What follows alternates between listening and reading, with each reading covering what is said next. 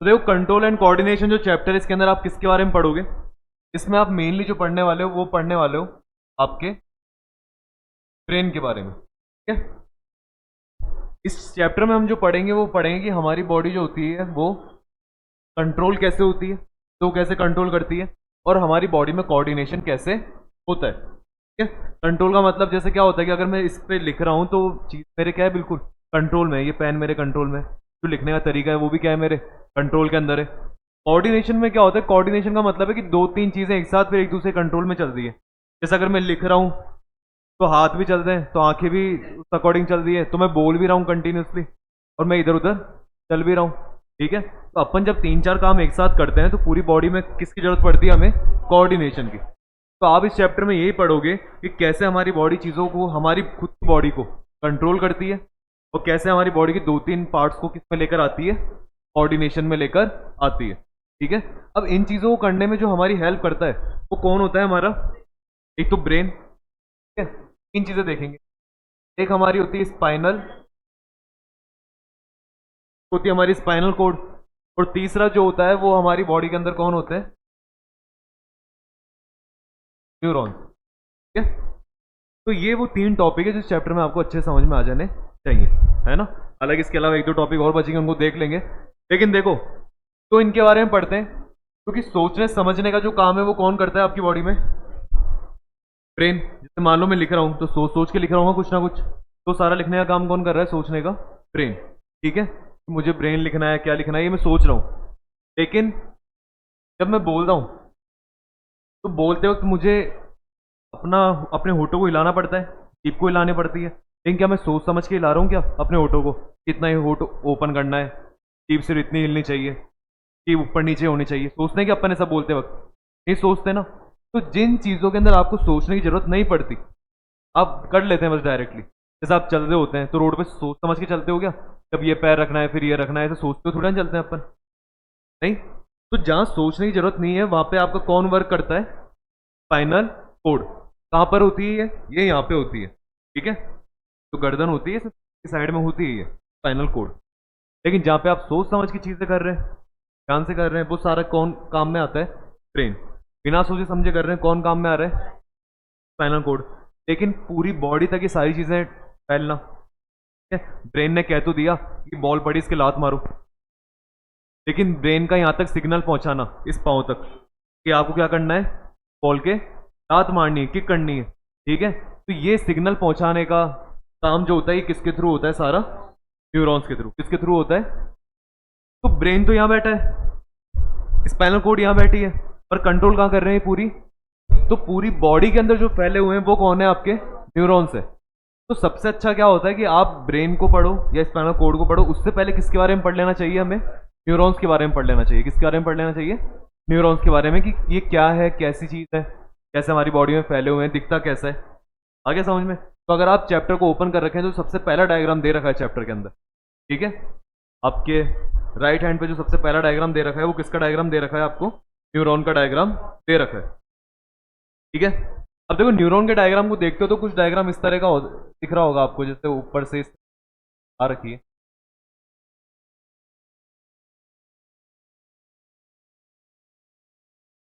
Ninth में भी।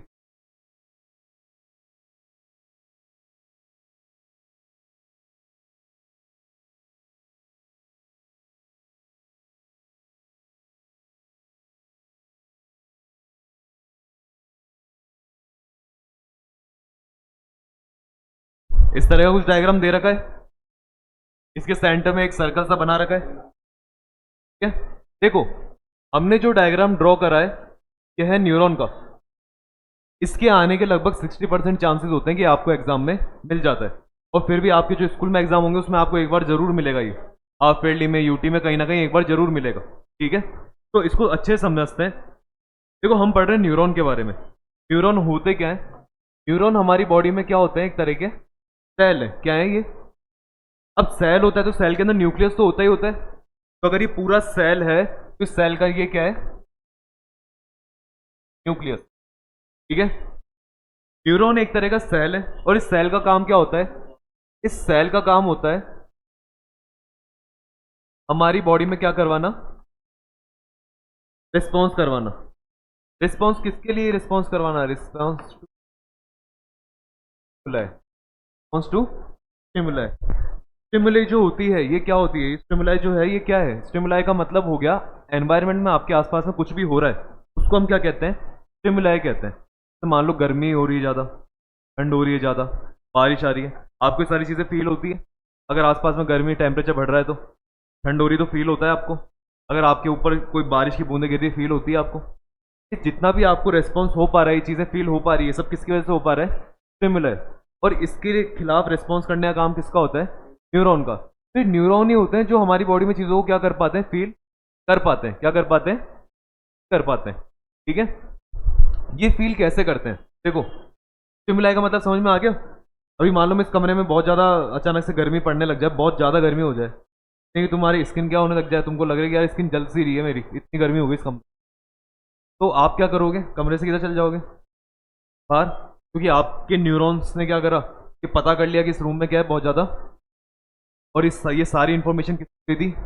और ब्रेन ने समझाया कि यहाँ से कहाँ निकल जा वरना खत्म हो जाएगा। सही बात है। तो हम बाहर चले गए। अब अगर मान लो हमारी बॉडी में न्यूरॉन नहीं होते तो क्या होता? गर्मी बढ़ती रहती, स्किन जल्दी होती, हमको पता भी नहीं चलता, हम तो ब्लैक बोर्ड के इसकी बोर्ड की तरफ देख रहे होते, सब कुछ जल जाता, लेकिन बिल्कुल भी फील नहीं होता। फीलिंग जो लेकर आता है ना, ये फीलिंग ही कौन लेकर आता है आपकी बॉडी? न्यूरॉन। कौन लेकर आते हैं? न्यूरॉन। तो रेस्पॉन्स करते हैं ये आसपास की स्टिमुलाई पे। अब ये वर्क कैसे करते हैं हमें पता, ये देखो ये आपकी पूरी बॉडी में मिलेंगे। कहाँ मिलेंगे? पूरी। और साइज क्या होती है इनकी? बहुत ज़्यादा छोटी, ज़्यादा बड़े नहीं होते, छोटे साइज के होते हैं, पूरी बॉडी में मिलते हैं ये क्या करते हैं? हमने सुना है कि हमारी बॉडी में 5 सेंस ऑर्गन होते हैं। कितने सेंस ऑर्गन है जो आपकी बॉडी में चीज़ें सेंस कर सकते हैं? देखो वो सेंस ऑर्गन कौन कौन से हैं? एक तो आपकी बॉडी में कौन है? आई है, एक ईयर है, कौन है? नोज है, एक कौन है? और एक कौन है? स्किन। कितने सेंस ऑर्गन है आपकी बॉडी में? 5 सेंस ऑर्गन है। देखो इनको सेंस ऑर्गन क्यों कहते हैं? क्योंकि यही आपकी बॉडी में वो चीजें हैं जो आसपास के को स्टिमुलाई को क्या कर सकते हैं? सेंस कर सकते हैं। गर्मी बड़ी, स्किन से पता लग गया। कहीं पे कुछ आग वाग लगती हुई दिख रही है, कहीं से दिख रहा है आपको? आंखों से देख पा रहे हो, भगना है यहाँ से, आंखों ने बता दिया भग जाओ। ठीक है, आपको कुछ सुनाई दिया कि कहीं पे आसपास में क्या फट रहा है, कोई बम फट रहा है, कुछ भी इस तरह का हो रहा है, आप क्या हो जाओगे? वहां से भगोगे या कुछ भी रिस्पॉन्स करोगे? या मैं कह रहा हूँ आपको कि इधर देखो, तो आपने किससे सुना? वो कानों से सुना, तो आपने इधर देखना चालू करा, रिस्पॉन्स कर रहे हो आप नोज के थ्रू भी क्या करते हो? रिस्पॉन्स करते हो स्मेल करके। खाने की टेस्ट, खाना जो होता है या फिर कोई भी मान लो चीज़ जल रही है, कुछ भी इस तरह का हो रहा है, कहीं के थ्रू होता है सारा? के थ्रू। इधर होके बैठ जा, इधर हो जा, ये है या फिर नोज है? उधर हो। किसके थ्रू पता करते हो आप ये सारा? नोज के थ्रू। टंग के थ्रू हमें पता लगता है कि कोई भी सब चीज़ें कैसी है, टेस्ट में पता लग जाता है। और लास्ट क्या होती है आपकी? स्किन। तो ऐसे 5 चीज़ें होती है, 5 सेंस ऑर्गन होते हैं जिससे आपको अपनी बॉडी जो आप क्या करते हो आसपास के एनवायरनमेंट का पता कर लेते हो। इसके अलावा कोई छठी चीज़ नहीं है, बस ये 5 चीज़ें ही जिससे आप सेंस कर सकते हो। ये सेंस ऑर्गन्स होते हैं। कौन से ऑर्गन्स होते हैं ये? वो कहते हैं अपन सेंस ऑर्गन्स। कोई दिक्कत यहाँ तक किसी को? अभी तक अपन ने इसका वर्किंग नहीं पढ़ी, अभी तो चालू कर रहे हैं अपन। अब बात यही, जैसे ये सेंस ऑर्गन होते हैं, इन्होंने क्या करा? सेंस करा। अपन एग्जांपल किसका लेके चलते हैं? स्किन से चालू करते हैं। और एग्जांपल मैं मानता हूँ, हुआ क्या, यहाँ पे कुछ गर्म था, मैंने पाँव रखा, जैसे रखा तो पाँव की जो नीचे की स्किन है उसने सेंस करा कि जगह क्या है, बहुत ज़्यादा गर्म है। मान लो कोयले वोयले रखे हुए हैं, मैंने देखा नहीं, मैंने बस पाँव रख दिया, तो पाँव की जो नीचे की स्किन है उसने क्या कर लिया? उसको सेंस कर लिया, सेंस करके बताया कि क्या है, बहुत ज़्यादा गर्म है। स्किन का जो सेंस ऑर्गन है, ठीक है, स्किन का जो सेंस ऑर्गन है वो क्या जनरेट करेगा? एक केमिकल मैसेज। क्या जनरेट करेगा? Chemical message. एक मैसेज जनरेट हो जाएगा कि नीचे क्या है, बहुत ज्यादा गर्म है ना? किसने जनरेट करा? आपकी। अब वो मैसेज इसने बना तो दिया, लेकिन उस मैसेज को कहां तक पहुंचाना है आपके? अब वहां से लेके ब्रेन तक पहुंचाने का काम कौन करेगा? वो कौन करेगा? ये न्यूरॉन करेगा। न्यूरॉन देखो ये काम कैसे करता है। न्यूरॉन के जो आउटर मोस्ट ये निकले हुए रहते हैं, इन्हें कहते हैं अपन डेंड्राइट्स। क्या कहते हैं? क्या कहते हैं इन्हें? डेंड्राइट्स। डेंड्राइट्स क्या है? देखो आपको दिख रहा है, ऐसे फैले हुए से हैं, तो मान लो मेरे पाँव की जो स्किन होगी नीचे, उसमें भी इस तरह का फैला हुआ होगा कि स्किन में कहीं पे केमिकल मैसेज बने, पर इस डेंड्राइट्स के जो ये मुंह है, ये क्या करेंगे, जाके उस मैसेज को क्या कर लेंगे, ले लेंगे। ठीक है, उन्होंने इस मैसेज को लिया, लेकिन क्या होता है, जैसे ही मैसेज डेंड्राइट के अंदर आएगा, मैसेज जो है क्या हो जाएगा, यहाँ पे कन्वर्ट हो जाएगा। क्या हो जाएगा, कन्वर्ट हो जाएगा। कन्वर्ट काई में हो जाएगा, वो इलेक्ट्रिक इम्पल्स, टाइम में कन्वर्ट हो गया इलेक्ट्रिक इम्पल्स में। किसने बनाया, केमिकल में मैसेज, केमिकल है वहां पे, ठीक है। लेकिन जैसे केमिकल किस में एंटर करता है, डेंड्राइट में, तो डेंड्राइट का काम होता है कि केमिकल को कहीं में कन्वर्ट कर देना, इलेक्ट्रिकल इम्पल्स में।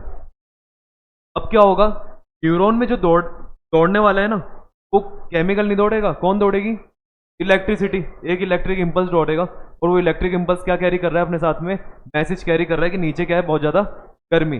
हुआ क्या, डेंड्राइट से वो मैसेज होता हुआ इधर आया, कहां पर आया, इस वाली जगह पे, खाली जगह जो है, आप इसको क्या नाम दे सकते हो, सेल बॉडी। ये सेल की क्या है, तो यहां से होता हुआ देखो सेल बॉडी में आएगा, सेल बॉडी से होता हुआ अब वो इधर की तरफ जाएगा आगे। आगे जो ये आपको पाइप दिखाई दे रहा है, इसे कहते हैं एक्सॉन। क्या कहते हैं इसे, एक्सॉन में गया, एक्सॉन से होता होता होता एंड में पहुंच गया। एंड में जो ये पॉइंट्स दिख रहे हैं, इन्हें क्या कहते हैं, नर्व। कोई दिक्कत किसी को, यहां तक अभी कुछ ही नहीं, बस वो ट्रैवल करता हुआ आ गया, पहले सेल बॉडी में आया, फिर एक्सॉन में आया, एक्सॉन से कहां पे आ गया, नर्व की एंडिंग में। अब होता क्या है, ऐसा नहीं है हमारी बॉडी में पूरा एक ही न्यूरॉन है, मैंने बताया न्यूरॉन की साइज क्या है, छोटी है, तो बॉडी में फैले हुए हैं ये। तो होगा क्या, मान लो जैसे पैर का तो ये नीचे वाला पार्ट है, लेकिन वो पैर से उसको किधर की तरफ आना है, अब तो एक न्यूरॉन से तो आ नहीं पाएगा, अब ये उसको क्या करना पड़ेगा, ये मैसेज किसको देना पड़ेगा, दूसरे न्यूरॉन पे, दूसरा दूसरे को, ऐसे करते हुए हजारों न्यूरॉन के थ्रू होता हुआ, लाखों न्यूरॉन के थ्रू होता हुआ कहाँ तक आएगा मेरे, ऐसे ही चलता हुआ आएगा। तो होगा क्या, जब ये यहाँ पे मैसेज आया,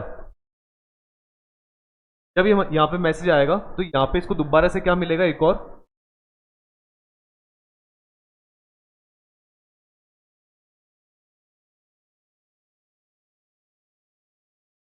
समझ रहे हो बात को, क्या मिला, एक और न्यूरॉन मिलेगा, फिर उसके बाद एक और न्यूरॉन। अब यहां से जो मैसेज गया, आपको पता है वो मैसेज काई में ट्रेवल कर रहा है, कौन से वाले पार्ट में कन्वर्ट हो रखा है, वो इलेक्ट्रिक वाले में, ठीक है। लेकिन जैसे ही यहां से बाहर निकलेगा, तो यहाँ पे गैप है,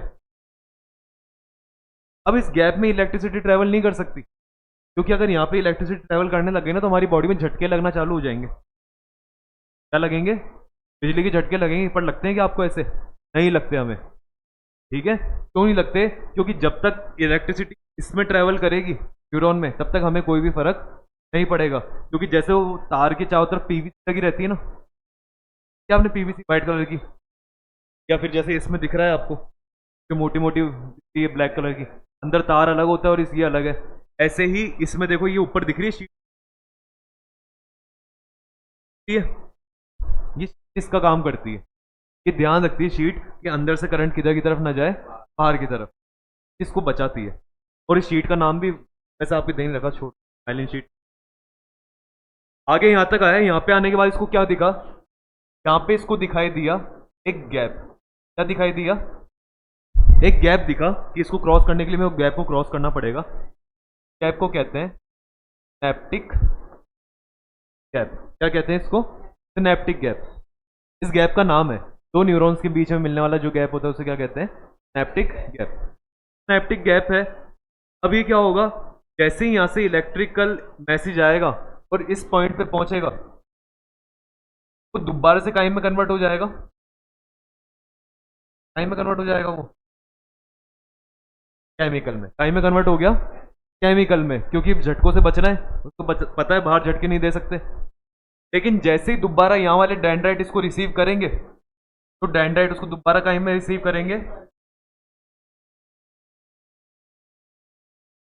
दोबारा कहीं में रिसीव करा उन्होंने, इलेक्ट्रिक वाले में, फिर इलेक्ट्रिक इम्पल्स आ गई उसमें, फिर होती है कहाँ, सेल बॉडी में, सेल बॉडी से आगे किस में चल जाएगी, एक्सॉन में, एक्सॉन से उसकी कहाँ पहुंच जाएगी, नर्व एंडिंग में। अरे नहीं आ रहा समझ में भाई, इसमें आगे इस तरह तो चलेगी ये, फिर आगे इसको क्या मिल जाएगा,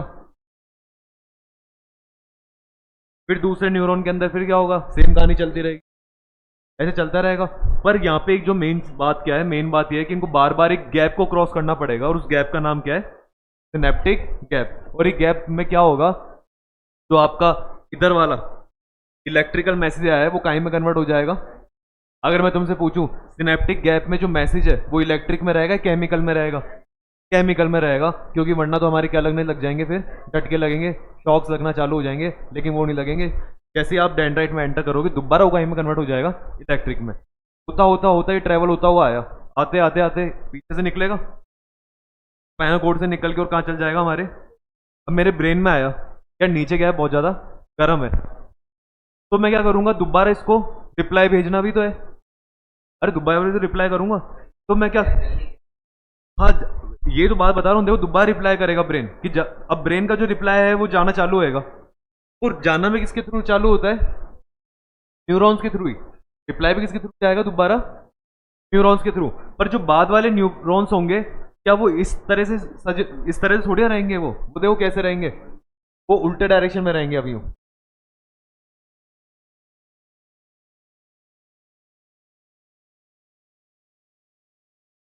आया समझ में।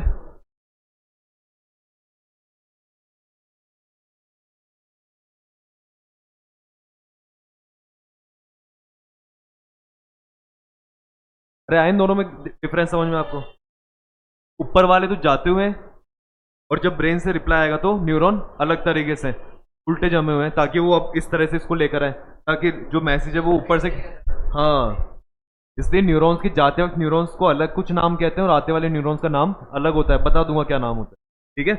तो आने वाले न्यूरॉन्स में आया, अब ये मैसेज क्या होगा, मैसेज जाने लगेगा, पर बात ये मैसेज पहुंचाऊं कहाँ पे, आप, हाँ तो पैर में पहुंचाना है अब, लेकिन इस पैर में जब मैसेज आएगा तो ब्रेन क्या करेगा, ब्रेन सोचेगा मैं सबसे पहले उस जगह मैसेज पहुंचाऊं जहां पे काम जल्दी से जल्दी हो जाए, तो ब्रेन क्या करेगा, नीचे बिल्कुल नीचे तक मैसेज नहीं पहुंचाएगा, वो इस जगह मैसेज दे देगा, और मैं क्या करूंगा, ऐसे हटाऊंगा इसको पूरे को, मतलब अगर मैं गर्म जगह पाँव रखता हूँ तो मैं इस वाले पोर्शन को यूज में लेके पीछे करूंगा, ना कि बिल्कुल नीचे तक। कभी ऐसा होता है कि आप गर्म चीज से पाँव रखते हो और आप यूं कर लेते हो, ऐसा थोड़ी।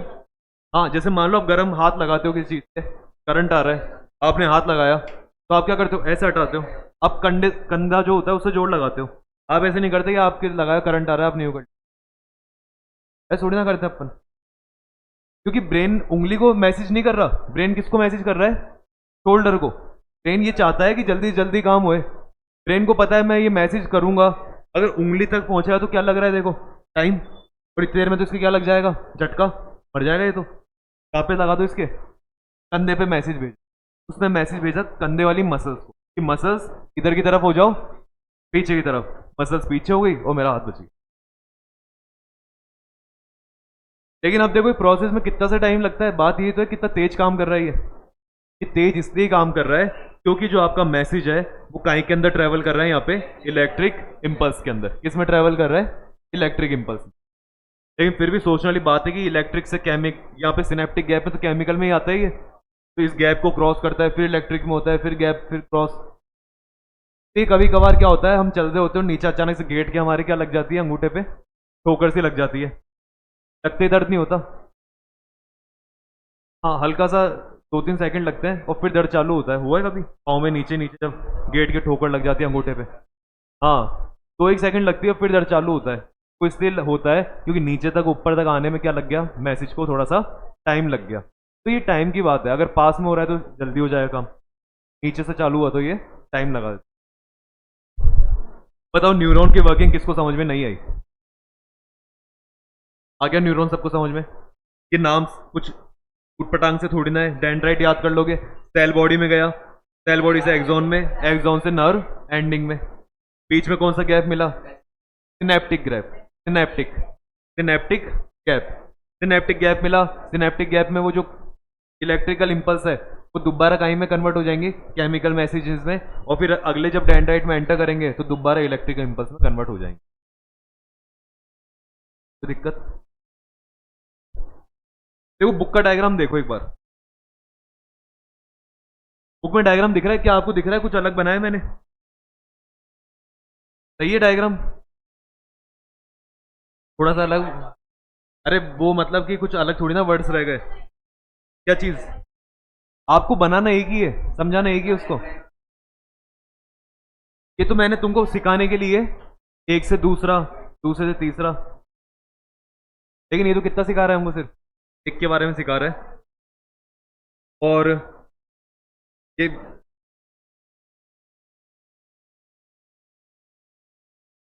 साइनेप्स वही है, सिनेप्टिक गैप जो है ना, साइनेप्स ही कहते हैं।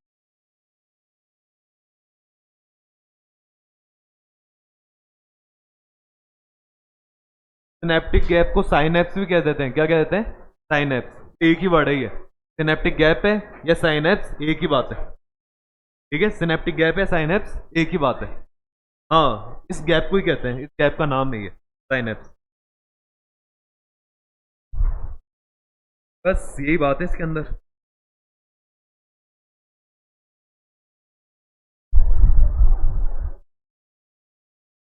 एक बार इसको रीड करके देख लो थोड़ा सा, मेरी मानो तो। कहां से रीड करना चालू करोगे? जो मैं बोलूँ उसको रीड कर लो, इतने से पार्ट को। ये ऊपर से देखो, फोर्थ फोर्थ लाइन देखो, ऑल लिखा हुआ है। ऑल इंफॉर्मेशन लिखा है ऊपर से फोर्थ लाइन में, जहाँ पे न्यूरॉन का डायग्राम बना हुआ है, कि ऊपर से फोर्थ लाइन में देखो ऑल इंफॉर्मेशन लिखा हुआ है। मिल गया? एक बार इसको रीड करना चालू करो। देखो मैं करता हूं, सुनते रहो आप, आपको समझ में आ रहा है क्या? All information from our environment is detected by the specialized tips of some nerve cells. इन नर्व सेल की कुछ टिप्स होती है, टिप्स मतलब ये कोने होते हैं, वहां से हम ये सारी चीजों को क्या करते हैं, डिटेक्ट कर लेते हैं। This receptors are usually located in our sense organ. लेकिन ये कह रहा है सबसे पहले इनको, सबसे पहले जो मैसेज आता है ना, वो किसके पास, कौन जनरेट करता है? Sense organ. सेंस ऑर्गन क्यों जनरेट कर पाते हैं? क्योंकि इनके पास भी स्पेशल सेल होते हैं, जिन्हें क्या कहते हैं?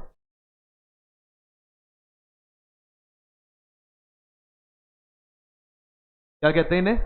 रिसेप्टर्स। रिसेप्टर्स जो होते हैं, जो मैसेज जनरेट करेंगे, वो किस फॉर्म में जनरेट करेंगे? केमिकल की फॉर्म में जनरेट करा उन्होंने। आगे कह रहा है जैसे, so gustatory receptor will detect taste while olfactory receptor will detect smell. तो इसने रिसेप्टर्स के नाम भी दे दिए। तो कौन सा दिया इसने? गैस्ट्रेटरी रिसेप्टर। गैस्ट्रेटरी रिसेप्टर जो होता है वो कहाँ पे मिलता है? आपकी टीप पे, क्योंकि हाँ टेस्ट के काम में आता है। किसी काम में आता है? टेस्ट के। और दूसरा कौन सा दे रखा है? All factory receptor. All factory receptor आपके कहीं में मिलता है? नोज में, जो कहीं काम आता है स्मेल के। ठीक है, तो यहाँ पे क्या करा है इसने, सेंस ऑर्गन में कहा, सेंस ऑर्गन में रिसेप्टर्स होते हैं, पर दो रिसेप्टर्स के नाम भी बता दिए। एक तो टंग वाले के बता दिए, और एक किसके वाला बता दिया? नोज वाले का। समझे बात को? टंग वाले का क्या नाम बताया? गैस्ट्रेटरी रिसेप्टर।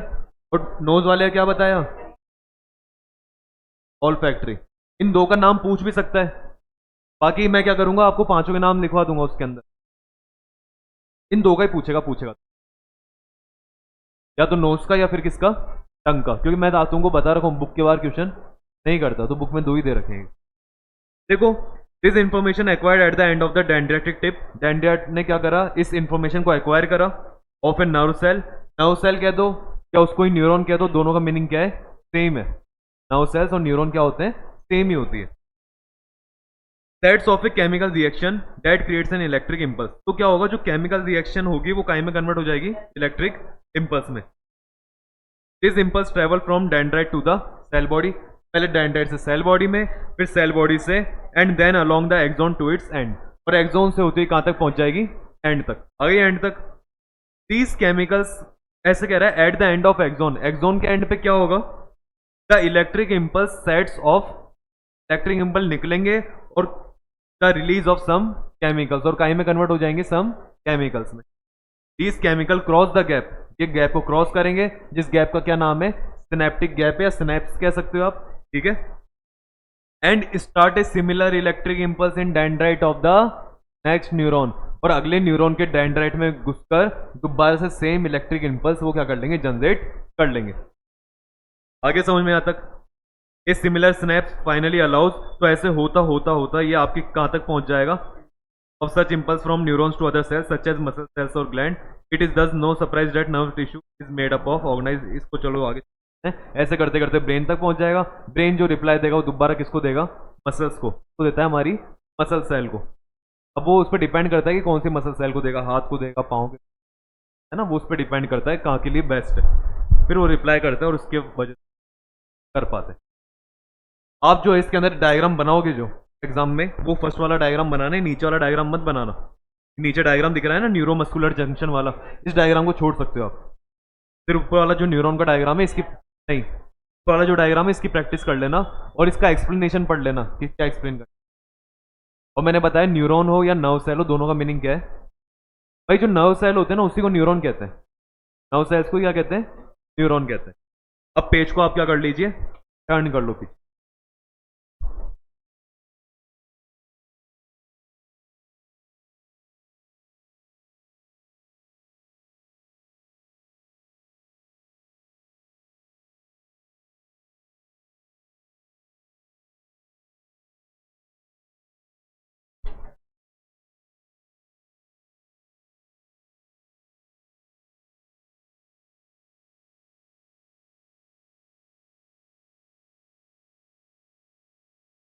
करें स्टार्ट आगे। चलिए देखिए, अगला टॉपिक जो है वो इसमें आपको दे रखा है,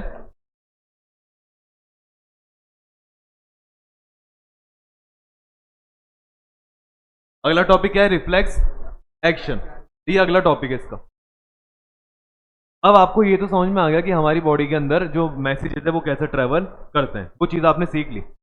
अब आपको मैंने बताया था फिर आपको दो चीज़ों के बारे में पढ़ना होता है, एक तो न्यूरॉन था, न्यूरॉन के अलावा कौन था, एक ब्रेन था और एक कौन थी, स्पाइनल कोड। बताया मैंने यहाँ पे छोटा दिमाग गर्दन के पीछे। तो ये जो स्पाइनल कोड है यही पढ़ने वाले हैं अपन। पर स्पाइनल कोड को किस में पढ़ते हैं अपन, है ना, नाम मैंने टॉपिक का ये दिया, पर एक्चुअल में आप किसके बारे में पढ़ोगे यहाँ पे, स्पाइनल कोड। और मैंने स्पाइनल कोड के अभी शुरू में एक बात कह दी थी, ये सोच समझ के नहीं काम करता, कि इसका क्या होता है, काम सीखा हुआ होता है। आप बचपन से सीखते हुए आते हो, वाले काम को ही करता है। जैसे कि आप चल रहे होते हो, जब बच्चा शुरू में चलता है ना तब तो कहीं को यूज में लेता है अपने, लेकिन जब वो सीख जाता है, जब उसकी आदत में पड़ चुका है, तब वो किस में पहुंच जाता है, उसकी स्पाइनल कोड के अंदर। जैसे आप खाना चबा रहे होते हो तो क्या यूज में लेते हो आप अपने ब्रेन को, स्पाइनल कोड को। सोचते नहीं, सुबह ब्रश करते हो कहीं को यूज में लेते हो। अब ब्रश करते हो देखा करो हम नहीं सोचते, तो बस हाथ चलते रहते हैं, करते रहते हैं और जल्दी से हो गए। बहुत सारे काम डेली ऐसे कर रहे हैं जो काई के थ्रू हो रहे हैं हमारे, स्पाइनल लिखने का काम जो हो रहा है।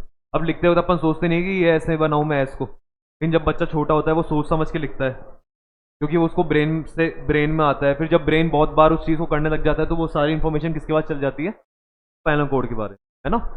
तो इसके बारे में अगर मैं कहूँ तो मैं कह सकता हूँ तो जो काम होते हैं वो सारे कौन से होते हैं, विदाउट थिंकिंग। ऐसे काम होंगे सारे बिना सोचे समझे, सही बात है। अब देखो ये जैसे मान लो साइकिल चलाना, स्विमिंग करना, चलना, भागना, क्या आप जैसे आजकल गाड़ियां जो चलाने लग गए, इनको आती है, अब वो सोचते नहीं कि कब ब्रेक लगाने हैं, कब वो स्पीड देनी है। वो सारे जो बाइक चलाते हैं जैसे, कब कब गियर को डाउन करना है, कब अप करना है, नहीं सोचना पड़ता उनको। सारे काम वो क्या होते हैं उनके, ऑटोमेटिकली हो रहे हैं। तो ऑटोमेटिकली जो आप चीज़ें कर रहे हो, लिखने का काम हो गया, ये सारा किसके थ्रू हो गया, आपका फाइनल कोड के थ्रू। लेकिन जहाँ सोचना पड़ा, मैथ सॉल्व करते वक्त मैथ के नंबर तो लिख दिया आपने 27 मल्टीप्लाई बाई 2 बिना सोचे समझे, लेकिन इसको जो मल्टीप्लाई करना है इसके लिए आपको क्या यूज में लेना पड़ेगा, अपना ब्रेन। लेकिन इसको जो लिखना लिखा ना आप, जो आपने लिखा इसको, वो सिर्फ किसके यूज से लिख दिया आपने, स्पाइनल कोड के यूज। चालू करें इसको आगे। देखो स्पाइनल कोड काम कैसे करता है, जैसे मान लीजिए इसके अंदर जैसे जो एग्जांपल दे रखा है वो इस तरह का है, ये कप सा दे रखा है, ठीक है। अभी कप क्या है, बहुत ज्यादा गर्म हो रखा है, भयंकर गर्म हो रखा है, चाय भरी हुई है भयंकर। इससे कप भी क्या हो गया, बाहर से गर्म हो गया। और आपने क्या करा, इसको टच कर लिया कप को। जैसे आप टच कर रहे हो तो आपके जो हाथ है और ड्रॉ करना पड़ेगा।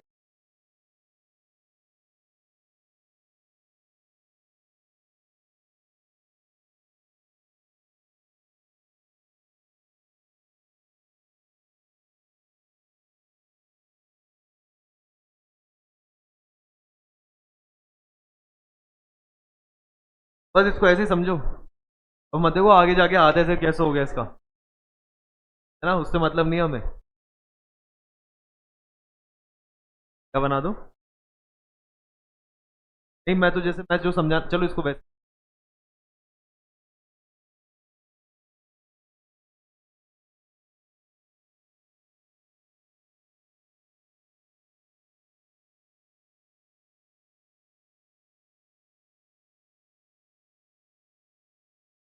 क्या? नहीं नहीं, मेहनत तो करो। देखो हुआ क्या इसमें, समझते हुए बनाते हैं अपन इसको। सबसे पहले क्या हुआ, हाथ, कब के हाथ लगा, और हाथ उसकी वजह से क्या हो गया, गर्म हो गया। ठीक है, जो बोर्ड पे अच्छी डायग्राम नहीं बन पाते बोर्ड, लेकिन समझने वाला काम है अपन को। तो हाथ पे ने इसको सेंस करा, कौन थी वो, इनमें क्या लगे हुए हैं, रिसेप्टर्स ने कैसा मैसेज बनाया, केमिकल मैसेज न्यूरॉन में जाके कहीं में कन्वर्ट हो जाएगा, इलेक्ट्रिक केमिकल चलता रहेगा। मैंने बताया जाते हुए जो न्यूरॉन्स होते हैं वो अलग होते हैं, और जो मैसेज आता है वो वाले न्यूरॉन्स की लाइन अलग होती है। जाते हुए जो न्यूरॉन्स होते हैं उन्हें कहा जाता है सेंसरी न्यूरॉन्स। क्या कहा जाता है? सेंसरी न्यूरॉन, जो सेंस करते हैं कि क्या हो रहा है। आगे गया, अब आगे जाने के बाद क्या होता है, जैसे मान लो मैसेज यहां तक होते हुए कहां तक आ गया, मेरी गर्दन तक। गर्दन में यहां पे इसको क्या मिली, हाँ ये मान लो ये क्या दे रखी है यहाँ पे, स्पाइनल कोड। स्पाइनल कोड से आगे रास्ता किधर की तरफ जा रहा है, कहां तक जा रहा है, ये ब्रेन तक जा रहा है। पर मुझे पता है, जैसे मैंने अगर कब के हाथ लगाया है, कब बहुत ज्यादा गर्म है, तो क्या मुझे दिमाग से सोचना पड़ेगा, तो गर्म है तो अपनी उंगलियां डालू, फिर मैं हटा रहा हूँ, तो थोड़ी ना सोचते हो, हाथ लगाया हटा दिया, क्योंकि ब्रेन तक बात नहीं पहुंची। बात कहां तक पहुंचाई, सिर्फ स्पाइनल कोड तक। स्पाइनल कोड तक सेंसरी न्यूरॉन्स ने बात पहुंचाई, स्पाइनल कोड ने उसका रिप्लाई करा, और रिप्लाई करके इधर की तरफ पकड़ा दिया, और इधर की तरफ रिप्लाई पकड़ाया, जिस न्यूरॉन्स को दिया उन न्यूरॉन्स को कहा जाता है मोटर न्यूरॉन्स। क्या कहा जाता है? Motor neurons. तो मैसेज ले जाने वाली जो लाइन होती है वो होती है सेंसरी न्यूरॉन, और मैसेज वापस लेकर आने वाली कि भाई तेरे को क्या करना है, तेरे को करना है कि तू अपने ये जो यहाँ पे कल ये वाला पार्ट समझ गए, शोल्डर है क्या मूर्ख, एल्बो, एल्बो पे मैसेज आया, और एल्बो को किधर कर ले, जैसे ही मैंने इसको पकड़ा गर्म कप को, ऐसे कर लिया, फिर इसको यूज में लिया मैंने अपनी एल्बो को, एल्बो पे मैसेज दिया। बहुत खतरनाक गर्म होता, बहुत खतरनाक। तो मैसेज कहाँ पे आता, शोल्डर पे, तुम ऐसे हो जाता अलग अलग होता है। अगर हल्की चीज गर्म है तो मैं शोल्डर, फिर मैं इसको नहीं लूंगा, अगर हल्की चीज गर्म है तो मैं अपनी उंगलियां हटा लूंगा, ऐसे करके यूं कर लूंगा। हाँ, ये तो डिपेंड करता है कि वो चीज कितनी खतरनाक है। ब्रेन भी डिटेक्ट करता है, जितनी ज्यादा खतरनाक होगी मैसेज उतना पहले ही दे देगा। अगर ज्यादा खतरनाक है यहाँ आएगा, सबसे कम है यहाँ आएगा, हल्की है तो यहाँ आएगा, सबसे ज्यादा तो गया। फिर ब्रेन मैसेज नहीं देता, फिर वहां के न्यूरॉन्स जो ये रिसेप्टर्स होते हैं ना, चल जाते हैं, समझ लो। हाँ हाँ, ज्यादा ही गर्म है ना तो जल गए रिसेप्टर, खत्म। कभी कभार नहीं देखते क्या आप, जैसे किसी के क्या बोलते हैं, पैर नहीं वो हो जाते हैं ना, क्या कहते हैं, नहीं चल नहीं पाते, सुन हो जाते हैं पाँव, पैरालिसिस आ जाता है, हाँ पैरालिसिस जिनका आता है कि चल नहीं पा रहे, तो पैरालिसिस जैसे आता है उसमें क्या होता है, उसमें इन्हीं पे इफेक्ट पड़ता है, किस पे इफेक्ट पड़ता है, न्यूरॉन्स पे। तो दिमाग भी सही होता है, सब कुछ सही होता है, पर क्या होता है उसका न्यूरॉन्स पे कंट्रोल नहीं होता, कि न्यूरॉन सही से फंक्शन नहीं करते। जैसे कहते हैं कि इसके हाफ बॉडी में पैरालिसिस आ गया, अब इसका मतलब क्या हो गया, कि ऐसा नहीं हुआ कि आधे बॉडी के न्यूरॉन्स काम करना बंद कर दिए, कि आधे बॉडी के न्यूरॉन्स का मैसेज होता हुआ मान लो यहाँ से आ रहा है, और यहाँ पे अगर वो लाइन खराब हो गई, समझ रहे हो, तो पूरे बॉडी के सारे न्यूरॉन्स का रास्ता क्या हो गया वहां पे। अगर इसलिए कहा जाता है कि ये वाला जो पार्ट है और जो ब्रेन है ना, ये बहुत ज्यादा मतलब सेंसिटिव पार्ट है, क्रूशियल पार्ट है ये, कि अगर आप इनमें हल्का सा भी कुछ हो जाता है ना, तो बॉडी में न्यूरॉन्स फिर क्या है आपके फालतू ही पड़े रह जाएंगे, क्योंकि जाने वाला जो रास्ता है वहां पे क्या आ गया, डैमेज। जहाँ पे से रिप्लाई आएगा उसमें क्या आ गया, डैमेज। तो पैरालिसिस कभी कभी ऐसे भी आ जाता है कि उसके ब्रेन का, जैसे मान लो कोई ऑपरेशन हो रहा है और वो एक पार्ट खराब हो गया, कोई भी ब्रेन का पार्ट, तो ब्रेन का जो पार्ट खराब हुआ है, तो पार्ट जिन चीज़ों को कंट्रोल करता है ना बॉडी में, वो चीज़ें क्या हो जाएंगी, सारी खराब हो जाएंगी।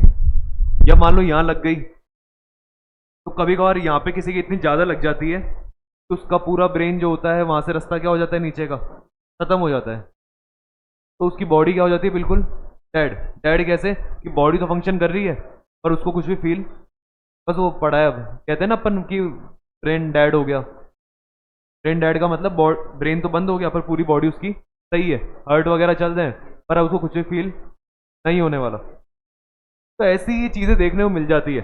लेकिन अभी अपन जैसे इसमें देख रहे हैं तो रिफ्लेक्स एक्शन पढ़ा, रिफ्लेक्स एक्शन में क्या है, स्पाइनल कोड। स्पाइनल कोड में कैसे काम होते हैं सारे, विदाउट थिंकिंग, जाने वाली न्यूरॉन्स सेंसरी, आने वाले मोटर न्यूरॉन। आपको इजी सा एक डायग्राम बना के दे दूंगा मैं पीडीएफ के अंदर, आप उसमें से डायग्राम बना देना, जरूरी नहीं बुक का डायग्राम बनाओ। बुक का किसी का इच्छा हो कि नहीं मैं तो बुक का ही बनाऊंगा, तो बना सकते, ठीक है। बाकी लेकिन जैसे बुक का जो डायग्राम है उससे रिलेट कर पा रहे हो इस वाले को, आ गया समझ में। अगर मान लो सोचने का काम होता तो कहाँ पे चल जाता है मैसेज, ये यहाँ से नहीं घूमता, फिर ये इधर से ब्रेन की तरफ निकल जाता। ये बीच में जो न्यूरॉन मिलेंगे ना यहाँ पे, इनको रिले न्यूरॉन कहते हैं। क्या कहते हैं इन्हें, रिले न्यूरॉन।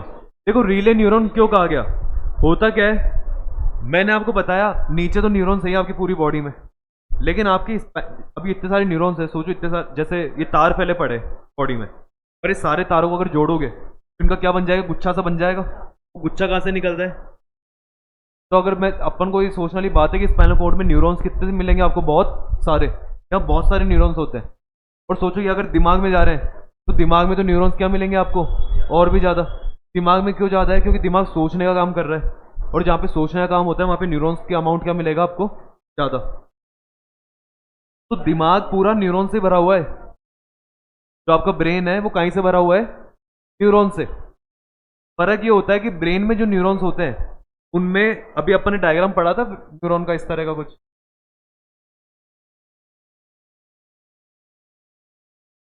ब्रेन में जो न्यूरॉन होते हैं ना उनमें ये जो बीच में है ना एक्सॉन, इसकी साइज या तो बहुत कम होती है या होती ही नहीं है, एक्सॉन से नहीं होती। ये बीच वाला जो पाइप है ये होता ही नहीं है ब्रेन के अंदर। क्यों नहीं होता ब्रेन में, क्योंकि ब्रेन को क्या होता है, जल्दी जल्दी सोचना होता है। सोचने के लिए उसको क्या करने पड़ते हैं, मैसेज आया, मैसेज फट से इधर से एंटर करा, इधर से निकला, फट से एंटर करा, इधर से निकला। अब अगर बीच में पाइप में ट्रेवल करता रहेगा तो उसमें क्या लग जाएगा, टाइम लग जाएगा, पर ब्रेन को बिल्कुल टाइम नहीं है, तो बहुत जल्दी रिस्पॉन्स करना है उसको। तो ये ब्रेन के अंदर तो क्या होता है, न्यूरॉन्स की भरमार मिलती है, और उनके न्यूरॉन्स के बीच में एक्सॉन वगैरह भी ज़्यादा नहीं मिलते, जल्दी सोचने का काम है। ऐसे ही यहाँ पे स्पाइनल कोड्स भी कहीं से भरा हुआ है, न्यूरॉन से, ताकि आने वाले मैसेजेस को टाइम मिले और फिर जाने वाले में दे सके। तो यहाँ पे जो न्यूरॉन्स मिलते हैं आपके स्पाइनल कोड में, उन्हें कौन से न्यूरॉन कहा जाता है, रिले न्यूरॉन। सेंसरी न्यूरॉन से आया, रिले न्यूरॉन ने जवाब दिया, किसके थ्रू भिजवा दिया दोबारा जवाब, मोटर न्यूरॉन। तो जब आप रिफ्लेक्स एक्शन पढ़ते हो, स्पाइनल कोड पढ़ते हो, तो कितने न्यूरॉन्स पढ़ते हो, 3 तरह के, सेंसरी और बताओ किसको नहीं।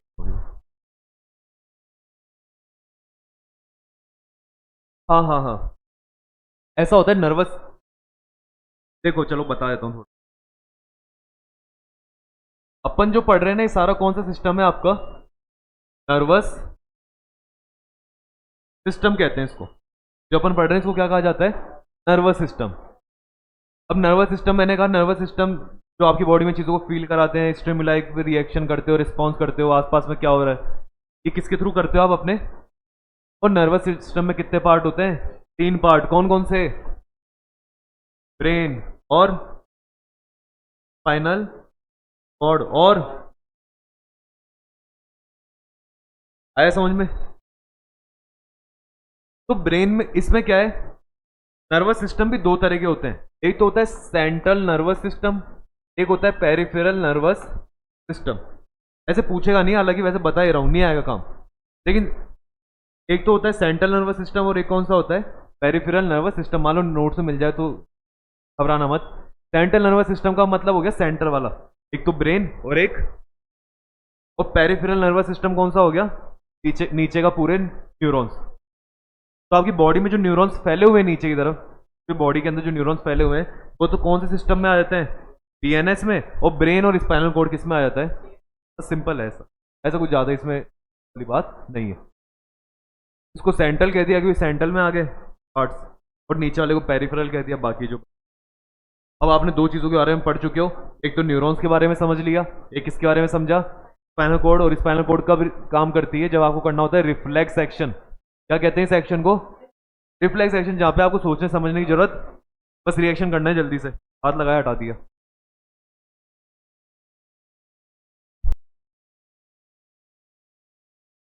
तो देखो ब्रेन वाला जो आता है इस पार्ट, इसके अंदर क्या क्वेश्चन बनता है कि explain the working of different parts of brain with the help of diagram. आप क्या करो, ब्रेन के जो अलग अलग पार्ट्स हैं उनके फंक्शंस को एक्सप्लेन करो और एक डायग्राम बना दो। डायग्राम देखो बुक में दे रखा है, इस तरह का डायग्राम बनेगा। डायग्राम में यहाँ पे कोई भी वो नहीं है कि इसकी जगह आप दूसरा डायग्राम बना लो, सबसे इजी डायग्राम है वो बुक वाले ने दे दिया। जब आप इस डायग्राम को देखते हो तो इसमें देखो ब्रेन के जो पार्ट्स दिखाई देते हैं। वैसे ब्रेन का बेसिक सबको पता ही है आपको, कि लोकेशन जो है कहाँ है, ठीक है, क्या काम कर रहा है। मैंने आपको बताया जितना भी सोचने समझने का काम होता है वो सारा किसको मिला हुआ है, ब्रेन को मिला हुआ है। ठीक है, ब्रेन में ऐसा होता है कि ब्रेन का जो राइट वाला साइड होता है फुल हमारी बॉडी के लेफ्ट पार्ट को कंट्रोल करता है, और जो लेफ्ट वाला साइड होता है वो हमारी बॉडी के राइट वाले पार्ट को कंट्रोल करता है ना। लेकिन इतना अगर नहीं याद रखना, कुछ भी मत रखो, सिंपल से याद रखो ब्रेन के बारे में दे रखा है, और ब्रेन का हमें क्या बनाना है, डायग्राम। और डायग्राम बनाने के बाद उसके पार्ट्स के जो है उनको एक्सप्लेन करना है। ब्रेन के अगर डायग्राम को देख रहे हो, सबसे पहले आपको जो ऊपर ही ऊपर एक लेयर मिल रही है, उसका नाम क्या दे रखा है आपको, स्कल दे रखा है, जिसको क्या कह रहा है यहाँ पे, क्रेनियम। ठीक है, तो जो यहाँ पे स्कल दे रखा है, स्कल क्या है, ब्रेन, ये आउटर मोस्ट जो हड्डी है ब्रेन की, स्किन के नीचे जो हड्डी है वो क्या है आपका यहाँ पे, स्कल, जिसको क्रेनियम नाम से दे रखा है। स्कल क्या हो गया, हड्डी हो गई। जो हमारे अंदर वाला जो ब्रेन का एक्चुअल में जो न्यूरॉन्स बैठे हैं भरे हुए हैं वहां पे, उनको क्या प्रोवाइड करा रहा है वो, प्रोटेक्शन। ये जो बाहर की हड्डी है के अंदर जो न्यूरॉन्स है उनको क्या प्रोवाइड करा रही है, प्रोटेक्शन। तो क्रेनियम जो स्कल है उसका काम क्या होता है कि अंदर वाले जो नाजुक पार्ट है उनको प्रोटेक्शन। सेकंड, जब आप इसके पार्ट को देखते हो तो आपको क्या दिखाई दे रहा है, यहाँ पे एक बड़ा सा लिखा हुआ है, ये सारी चीजें क्या है, फोर ब्रेन। देखो दिख रहा है आपको फोर ब्रेन, पर जहां पे इसने फोर ब्रेन जितने पार्ट में कवर कर रखा है फोर ब्रेन को, वहां पे कितनी चीजों के बारे में दे रखा है, तीन चीजें देखो फोर ब्रेन के अंदर। ऊपर ही ऊपर क्या दे रखा है आपको, सेरेब्रम दे रखा है। सेरेब्रम के नीचे आपको हाइपोथैलेमस दे रखा है, और हाइपोथैलेमस के पास में आपको मिड ब्रेन दे रखा है। दिख रहे हैं तीनों। हाइपोथैलेमस देखो, इसके अंदर व्हाइट सा पार्ट दे रखा है मिड ब्रेन, जो सेंटर में डायग्राम बना हुआ है, वो जो ब्रेन का डायग्राम है उसके सेंटर में मिड ब्रेन दिखा, और मिड ब्रेन के पास में देखो हाइपोथैलेमस का एरो आ रहा है। तो हाइपोथैलेमस और मिड ब्रेन जो है वो पास पास ही होते हैं, और ये तीनों किसके पार्ट होते हैं आपके, फोर ब्रेन के। तो सबसे पहले ये याद रखना है कि फोर ब्रेन जो होता है उसके तीन पार्ट होते हैं, सेरेब्रम, हाइपोथैलेमस, ये कौन सा है, हाइपोथैलेमस, और एक कौन सा है, मिड ब्रेन। समझ गए, तीन पार्ट।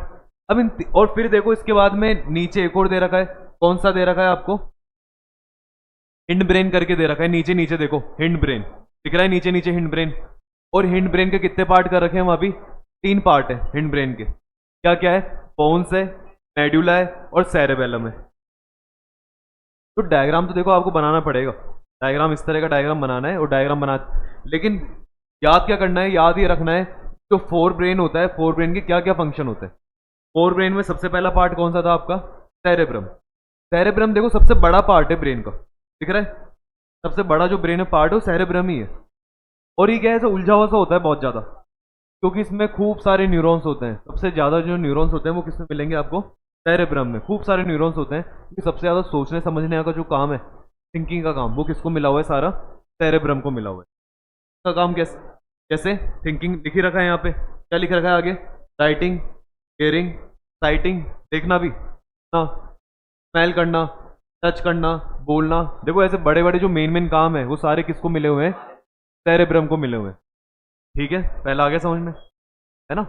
सेकंड चीज क्या दे रखी है आपको यहाँ पे, हाइपोथैलेमस। बताया मैंने फोर ब्रेन के तीन पार्ट है, सेकंड कौन है, हाइपोथैलेमस। में आप एक ही याद कर लो, इसका काम होता है हंगर। मतलब आपका पेट भर गया या मेरे को भूख लग रही है, एक रोटी और खा लूं, आधी रोटी ले लूं, ये सारा जो है ये किसका काम है यहाँ पे? हाइपोथैलेमस का। क्योंकि एग्जाम में डायरेक्ट क्वेश्चन बनता है कि जो हंगर होता है तो कौन कंट्रोल करता है हमारे ब्रेन के अंदर? हाइपोथैलेमस करता है। ठीक है, हाइपोथैलेमस के और भी फंक्शन हो सकते हैं, क्योंकि हमारी बॉडी में क्या इतने से फंक्शन होते हैं क्या? इतने फंक्शन करते हैं हमारी बॉडी। और जो बुक के अंदर दे रखे हैं, जो मेन मेन है वो हमने लिख रखे हैं यहाँ पे, जो हमारे एग्जाम के ओरिएंटेड है। जैसे हाइपोथैलेमस का क्या लिखा? हंगर। फिर आप देखो उसी के पास में मिड ब्रेन दे रखा है। मिड ब्रेन का काम क्या होता है? रेगुलेट्स प्यूपिल, विजन और हियरिंग। सुनने का काम, विजन का काम। अब विजन का काम देखो वहां भी था साइटिंग का, लेकिन यहाँ पे भी हेल्प कर रहा है। ठीक है, और एक कौन सा दे रखा है? रेगुलेट्स प्यूपिल। प्यूपिल मतलब आपकी जो आंख के अंदर प्यूपिल होती है, ये जो ब्लैक ब्लैक दिख रहा है ना आपको, आंख के अंदर जो ब्लैक कलर का होता है, इसके अंदर प्यूपिल होती है। ये प्यूपिल, हाँ, इसको कंट्रोल करने का काम करता है। ये अपन को तब समझ में आएगा जब अपन, आपके एक चैप्टर है human I in the colourful world, एक चैप्टर है आपके, मैं आंख के बारे में बता रखा है अच्छे से, है ना, उसमें पढ़ लेंगे। लेकिन अभी तो आप सिर्फ इतना सा याद रख लो कि जो आंख के अंदर ब्लैक कलर वाला पार्ट है ये प्यूपिल होता है, और इसको रेगुलेट करने का काम कौन करता है? आपका मिड ब्रेन। रेगुलेट, तुम बोल रहे हो रेगुलेट की जरूरत क्या पड़ रही है? अरे तुम दूर देखते हो, पास देखते हो, तो कभी फोन के अंदर कैमरे में देखा है? फोन में अगर दूर देखना होता है तो हम क्या करते हैं? उसको जूम। पास का देखना होता है तो कम करते हैं। पर हमारी आंखों में हम ऐसे करते हैं कि जूम और कम। हम नहीं कर रहे, कौन रेगुलेट कर रहा है उसको डायरेक्टली? Mid brain. ये खुद जूम करता है। ये जूम करना, जूम आउट करना, ये सुविधा किसने प्रोवाइड करा दी हमको? मिड ब्रेन ने। ये हमारी पीपल को क्या करता है? कंट्रोल करता है। आंख में कितनी लाइट आनी चाहिए, समझ रहे हो? क्योंकि आप ज्यादा लाइट की तरफ देखते हो तो आंख छोटी हो जाती है अपने आप। हाँ, तो ये वहां पीपल वाला पार्ट ही आ गया। ये अपन उस चैप्टर में पढ़ लेंगे, लेकिन यहाँ पे 3 पार्ट समझ लिया आपने, तो आपने 4 ब्रेन के तीनों पार्ट देख लिए। कौन कौन से? सब नाम इनके लाइन से याद रखना, सेरेब्रम, हाइपोथैलेमस और मिड। अब मिड ब्रेन के बाद में अगला कौन सा दे रखा है आपको? Hind brain. हिंड ब्रेन जो होता है वो नीचे नीचे है, क्योंकि, और हिंड ब्रेन के कितने पार्ट हैं? 3, पोन्स, मेडुला, सेरेबेलम। सेरेबेलम देखो सबसे नीचे नीचे है, और सेरेबेलम सबसे नीचे मतलब क्या हो गया? वो कुछ इस जगह होगा, और उसकी जस्ट बात कौन चालू हो जाएगी? आपकी स्पाइनल कोड। तो सेरेबेलम के बाद में जस्ट कौन चालू हो जाती है? अब देखो हिंड ब्रेन में पढ़ा आपने सबसे पहले पोन्स। पोन्स का काम क्या होता है? ब्रीदिंग और स्लीप का। सो के उठाना, सोना, नींद आ रही है, उबासी मार रहे हैं, ये सारा कौन करता है? पोन्स। कौन करता है? नाम है ये। हिंड ब्रेन में जो ये काम कर रहा है उस पार्ट को हमने क्या नाम दे रखा है? पोन्स नाम दे रखा है। फिर आती है बात मेडुला की। मेडुला का क्या काम कर रहा है? आपके बीपी को मेंटेन करता है, ब्लड प्रेशर को मेंटेन करता है, मेटाबॉलिज्म को बढ़ाता है, हार्ट रेट जो होती है, दिल की धड़कनें तेज धीरे चले, उस हिसाब से चले, वॉमिटिंग आना, उल्टी वगैरह आना, या फिर सलाइवेशन। सलाइवेशन क्या होता है? सलाइवेशन, ये जो मुंह के अंदर सलाइवा आती है, इन चीजों को कंट्रोल करने का काम किसको मिला हुआ है? मैंने 2-3 एक्स्ट्रा ही दे रखे हैं इसमें, और आप कर लेना याद। ठीक है, और लास्ट कौन सा दे रखा है आपको? सेरेबेलम। सेरेबेलम का काम होता है वॉकिंग का, रनिंग का, सिटिंग का, स्टैंडिंग का। सेरेबेलम फर्क है, हाँ, उल्टा मत लिख देना, नीचे नीचे वाली स्पेलिंग बड़ी है, सेरेबेलम।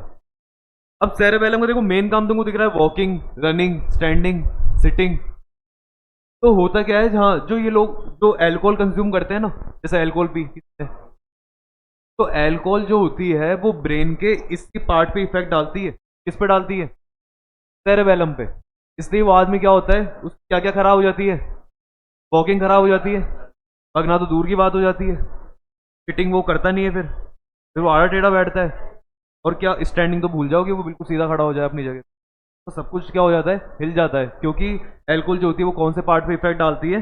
सेरेबेलम पे। तो सेरेबेलम तो बहुत ईजी है याद करना, कि वॉकिंग, स्टैंडिंग, हाँ।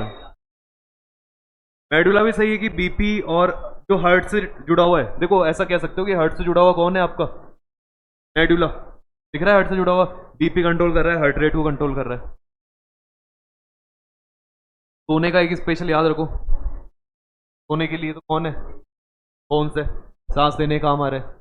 बाकी इसका सेरेब्रम का तो स्पेशली मैंने बता दिया कि सबसे ज्यादा सोचने की चीजें जो हो रही है वो कौन कर रहा है? आपका सेरेब्रम कर रहा है। हाइपोथैलेमस स्पेशल है क्योंकि इसके लिए सिर्फ हंगर के लिए, और बचा कौन आपका? तो मिड ब्रेन ये रेगुलेट्स करता है पीपल, आपकी पीपल क्या करेगा? रेगुलेट करेगा। बताओ, हो गया इजी? तो इसलिए कहता हूं ब्रेन वाला जो है आप बुक से मत पढ़ना, कहीं से मत पढ़ना। क्या करना है, एक डायग्राम अच्छा सा बनाओ और नीचे इस तरह से उसको लिख दो। और मैं आपको क्या करूंगा, ब्रेन के जब नोट्स दूंगा ना उसमें एक दो चीजें ब्रेन के फैक्ट्स डाल दूंगा, एक दो लाइनें, क्योंकि एग्जाम में थोड़ा भरा हुआ सा भी दिखना चाहिए ना वो। आप इतना सिंपल सा ऐसे लिख दोगे, हालांकि आंसर बिल्कुल सही है, ये सारे काम हो रहे हैं, लेकिन उसको क्या दिखेगा, उसने तो कहीं में लिख दिया आंसर, शॉर्ट में लिख दिया, मुझे किस में चाहिए था, लॉन्ग में। तो मैं इसको थोड़ा सा इस तरह दो तीन चीजें ऐड कर दूंगा कि थोड़ा भरा भरा सा लगेगा। हाँ, नहीं लग पाएगा। हाँ मुझे बता बेटे, कौन सा वाला? रेगुलेट्स का मतलब प्यूपिल, पी, विजन, हियरिंग। विजन तो देखना, ये कह रहा हूं मैं, हियरिंग यहां पे आ रही है और यहां पे आ रही है, क्योंकि मैंने बताया ऐसा नहीं होता कि अकेला पार्ट ही सब कुछ कंट्रोल कर लेगा। साइट देखने के लिए आपके मिड ब्रेन भी काम में आ रहा है, और सेरेब्रम, देखो सेरेब्रम तो क्यों काम आ रहा है, क्योंकि आप देखते हो चीजें, देखी आपने, लेकिन मैंने देखा कि ये छाता है। अब मुझे समझ में कैसे आया छाता है, क्योंकि ये किसने सोचा, सेरेब्रम में। देखने का काम तो किसने करा, मिड ब्रेन ने, ये दिखाया मिड ब्रेन ने, पर सोचना समझना की चीज क्या है, कि इंफॉर्मेशन सारी किसमें है, ये थिंकिंग वाले जो पार्ट है ना सेरेब्रम, ये करता है। नाम याद रखना, जितनी भी चीजें याद करना, ये कि ये है, ये वो है। इसलिए यहाँ पे तो लिखा विजन। विजन का मतलब होता है सिर्फ देखना, साइटिंग का मतलब होता है देखना, समझना चीजें क्या है, जानना ये चीज क्या है। तो जान पहचान तो सेरेब्रम ही करवाता है, उसके बाद सारी इंफॉर्मेशन होती है। बताइए ब्रेन में किसी को कुछ प्रॉब्लम है? ब्रेन में तो प्रॉब्लम है ही वैसे सबको, आपको इस वाले ब्रेन में किसी को कुछ प्रॉब्लम हो तो नहीं। तो इसमें एक चीज और समझ लो, आपको जैसे मैंने क्रेनियम बताया, कि भेज दूंगा बेटे,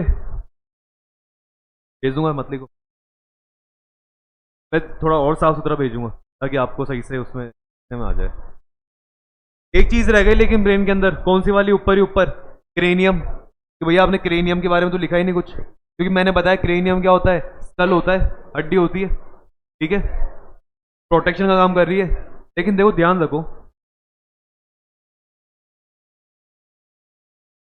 स्कल कुछ इस तरह का से दे रखा है, तीन चार लाइनें दिखेंगी आपको, दिख रही है स्कल में तीन चार लाइनें, एग्जाम उसमें बुक के अंदर देखो, स्कल दिखाई दे रहा है, उसमें तीन चार लाइनें दिख रही है,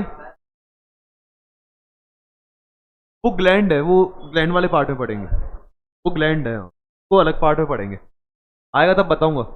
देखो ये जो क्रेनियम है, इसके बीच में जो जगह मिलती है, यहाँ पे एक लिक्विड भरा रहता है जिसे कहते हैं सेरिब्रो स्पाइनल फ्लूइड। क्या नाम है इसका, कि क्रेनियम की जो लेयर्स हैं वहां पे एक लिक्विड भरा हुआ है, उस इधर समझ तनिषा, वहां पे एक लिक्विड भरा हुआ है, इस लिक्विड का नाम क्या है, सेरिब्रो स्पाइनल फ्लूइड। ये एक तरह का लिक्विड है। अब ये लिक्विड क्या काम कर रहा है, जैसे गाड़ी के अंदर होता है ना, कि गाड़ी में दचका आता है, तो दचके के लिए क्या लगे रहते हैं, शॉकर्स लगे रहते हैं, ताकि वो गाड़ी थोड़ी इस तरह हो जाए, क्योंकि अगर नहीं होगा सीधा वो ऐसे गिरेगी, ऐसे उठ जाएगी। जैसे मान लो फॉर एग्जांपल अपन एक रबड़ की बॉल गिराते हैं, एक है ना, तो वो क्या होता है, वो जाती है, वो थोड़ी सी पिचकती है और फिर ऊपर आ जाती है। लेकिन अगर वहीं मान लो मैं कांच का गिलास गिराता हूँ, वो क्यों टूट जाता है, क्योंकि उसमें कोई बाउंस बैक जैसा नहीं है ना। इसलिए अगर मान लो अपन गिरते हैं, कोई भी गिरा, तो गिरने की वजह से क्या होगा, सिर पे लगी। अब अगर सिर के अंदर कोई भी इस तरह का लिक्विड नहीं हुआ, या कोई क्या बोलते हैं स्पंजी जैसा कुछ भी नहीं हुआ, तो होगा क्या, ये कांच की तरह हो जाएगा, कि जैसे ही गिरा और चूरा चूरा हो गया। इसलिए क्या होता है, इसके अंदर एक लिक्विड भरा रहता है, तो जैसे ही अगर कोई गिरेगा, तो क्रेनियम जो होता है ना, थोड़ा सा क्या कर सकता है खुद को, मतलब हाँ कंप्रेस करके ऐसे स्पंज जैसा सा कुछ करेगा। कौन हेल्प करेगा उसमें, वो सेरिब्रो स्पाइनल फ्लूइड, यहाँ भी और थोड़ा पीछे भी है स्पाइनल कोड के पास भी। ये प्रोटेक्शन प्रोवाइड कराता है, शॉक को क्या कर लेता है, एब्जॉर्ब कर लेता है। शॉक गिरा तो शॉक लगेगा, उस शॉक को इसने क्या कर लिया, एब्जॉर्ब कर लिया। तो सेरिब्रो स्पाइनल फ्लूइड क्या करता है, एक्ट करता है shock absorber, act as shock absorb, कि शॉक को एब्जॉर्ब कर लेगा, बच गया। ज्यादा ही तेज गिरोगे तो टूट जाएगा, है ना, इसके भरोसे मत रहना कि नहीं बचा लेगा हर बार। हाँ, लेकिन बचा लेता है, जितना हो सकता है उतना बचाता है, क्योंकि बिल्कुल अगर ये नहीं होता तब तो गिरते ही कांच की तरह चूरा चूरा हो जाता सब कुछ। चूरा चूरा तो नहीं होता, लेकिन टुकड़ों में टूट जाता। हाँ, क्योंकि ब्रेन का जो स्कल होता है ना, टुकड़ों में क्यों टूटता है? क्योंकि पूरी एक हड्डी नहीं है ये। ब्रेन में ये सिर की पूरी एक हड्डी नहीं होती। जैसे पजल देखी आपने, पजल्स जुड़ी हुई रहती है एक दूसरे से, इस तरह से जुड़ी हुई है ये हड्डियां यहाँ पे। अगर पूरी एक हड्डी बना दोगे तो टूट भी जल्दी जाएगी ये। अगर बीच में गैप रहेगा तो शॉक क्या होएगा, फिर से शॉक एब्जॉर्ब होएगा। आया समझ में? तो देखो बुक के अंदर जो ऊपर टॉपिक दे रखा है, ब्रेन के पास वाले पेज में ऊपर ही ऊपर क्या नाम दे रखा है? How are these tissues protected? ये कैसे प्रोटेक्टेड रहते हैं? तो मैंने बताया एक फ्लूइड होता है, क्या नाम है? Cerebro spinal fluid. पर आपकी बुक वाले ने पूरा नाम ना देके फोर्थ लाइन में देखो क्या लिख रखा है, फ्लूइड फील्ड बैलून दिख रहा है फोर्थ लाइन में। लेकिन तुमको फ्लूइड व्लूइड समझ में आती, समझ में आ जाएगा कि सेरिब्रो स्पाइनल फ्लूइड कुछ पढ़ा है, तुम चाहो तो ये नाम लिख सकते हो यहाँ पे, कि लिख ही लो, ऐसा करो। हाँ, जहाँ पे टॉपिक है ना उसके पास में लिख दो सेरिब्रो स्पाइनल फ्लूइड, ताकि आपको इस फ्लूइड का नाम भी याद रहे। एग्जाम में लिखोगे थोड़ा इंप्रेशन पड़ जाएगा।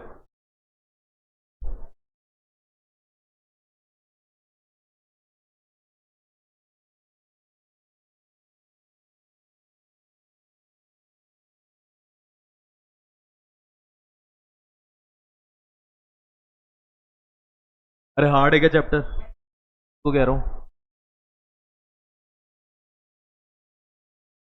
फोन तेरा अब पता है ना कि बैग में इसको निकाल नहीं सकते, तेरे को समझ, अब तेरा दिमाग से इधर है। और देखो अगला टॉपिक क्या है इसमें, how does the nervous tissue cause action? Nervous tissue से एक्शन कैसे होता है, पढ़ लिया अपन ये भी। नर्वस टिश्यू से एक्शन कैसे होता है पढ़ चुके। हाथ लगाते हैं, रिसेप्टर्स करते हैं, फिर वो क्या होता है, सेंसरी न्यूरॉन के थ्रू जाता है, स्पाइनल कोड या तो जवाब दे देगा या किस तक पहुंच जाएगा, ब्रेन तक। ब्रेन ने सोच समझा, रिप्लाई करा, रिप्लाई करके किसके थ्रू वापस आता है, मोटर न्यूरॉन के थ्रू। मोटर न्यूरॉन के थ्रू मसल्स में आता है, मसल्स क्या हो जाती है, पीछे हट जाती है। ठीक है, आ गया समझ में? तो ये जो है यहां तक हो गया। अब देखो अगला टॉपिक क्या है।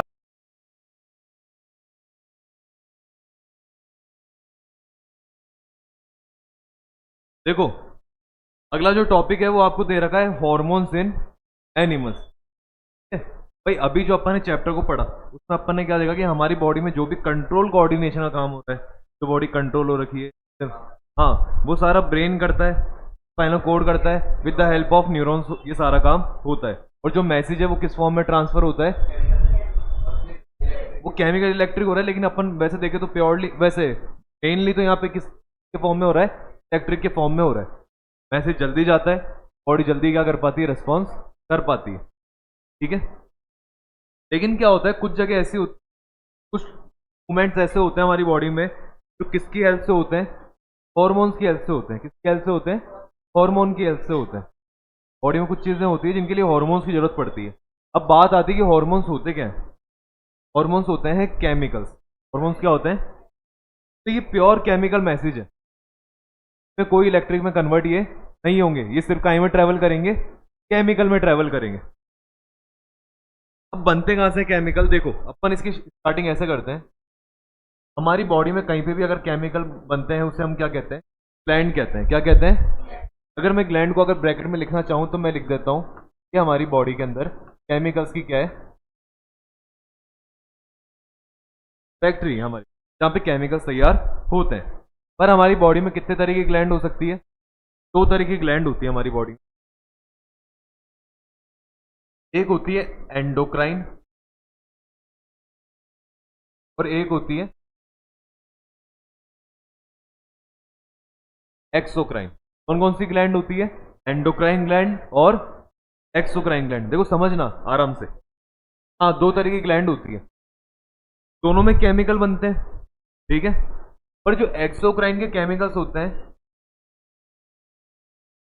डायरेक्टली क्या होते हैं, डायरेक्टली रीच टू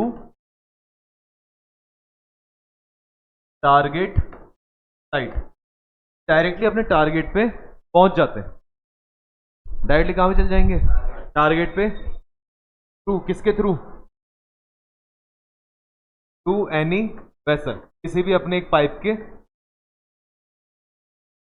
डायरेक्टली। कैसे, जैसे माउथ है, माउथ के अंदर अपने पता है अपन को सलाइवा वाली ग्लैंड है, जगह मिलती है दो, तो यहाँ पे एक हमारी जीभ के नीचे सलाइवा एक ग्लैंड मिलती है। अब वहां से जो सलाइवा, जैसे मान लो यहाँ पे सलाइवा बना, तो यहाँ पे सलाइवा बनता है और वो बन के एक पाइप होता है ना। जैसे मान लो इस जगह सलाइवा तैयार हो रहा है, तो एक पाइप होगा, उस पाइप के थ्रू आएगा और इधर आ जाएगा सीधे मेरे माउथ में, ठीक है। और माउथ के अंदर क्या रिलीज हो जाएगा, सलाइवा। आया समझ में? तो इस सलाइवा जो रिलीज हुआ, तो क्या यहाँ पे कुछ और चीज की जरूरत पड़ी? बस वहां से केमिकल निकला वेसल के थ्रू होता हुआ, सीधा कहाँ पे आ गया, टारगेट साइट, जहाँ पे उसकी जरूरत है, ठीक है। लेकिन बात करें अगर किसकी, एंडोक्राइन की, ये जो अपने केमिकल बनाता है, केमिकल होते हैं वो गोज इनटू ब्लड स्ट्रीम में चल जाते हैं, ये ब्लड के अंदर एंटर करते हैं and then is to target site, और फिर ही अपनी टारगेट साइट। जैसे मान लीजिए अगर ये कोई केमिकल बनाएगी ना एंडोक्राइन, तो किसी पाइप के थ्रू किसी स्पेशल जगह नहीं पहुंचाएगी, कि सीधा वो केमिकल किसके अंदर डाल देगी, और ब्लड के अंदर जैसे वो केमिकल आएगा, फिर ब्लड से होता हुआ कहाँ घूम जाएगा, पूरी बॉडी में, जहाँ पे बॉडी की रिक्वायरमेंट होगी वहां पे वो क्या कर लेंगे, उस केमिकल को यूज में ले लेंगे।